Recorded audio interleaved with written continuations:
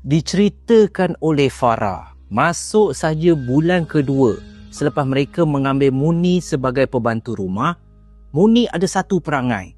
Selepas pukul 12 malam, dia suka memasak kat dapur. Bagi diri Farah, pada awalnya tak menjadi masalah.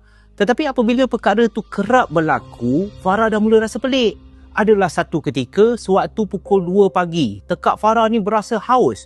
Jadi dia pun turunlah ke bawah untuk minum air dekat dapur. Bila pergi ke dapur, Farah dapat menghidu, ini bau kari ni. Siapa yang masak kari? Keesokan paginya, Farah pun pergilah berjumpa Muni dekat dalam bilik. Lepas tu Farah pun tegurlah Muni. Muni, malam tadi awak ada masak ke kat dapur? Muni menganggukkan kepala. Ya bu, perut saya lapar. Bagi diri Farah, ianya perlu ada peraturan dekat dalam rumah ni. Junaidi tak suka tau. Suami saya tak suka orang masak, terutama sekali selepas pukul 12 malam. Kalau bibi lapar, makanlah awal. Lepas pukul 12, tak payah gunakan dapur. Kecuali kalau bibi nak minum. Faham?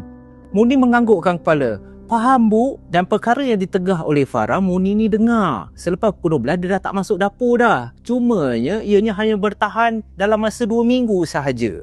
Selepas 2 minggu, Muni ni dah mula dia hantar biat dia. Lepas pukul 12 malam, dia akan pergi ke dapur, dia akan masak. Masak pula macam makan tengah hari. Ada kalanya masak tu 2-3 jenis lauk. Diketahui oleh suami Farah, Junaidi.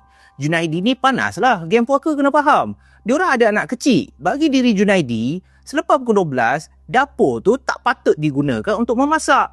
Katalah berlaku kebakaran, tak ke membahayakan keluarga Junaidi. Sebagai seorang suami, dia kena tegas. Dan Junaidi pun tegurlah Muni.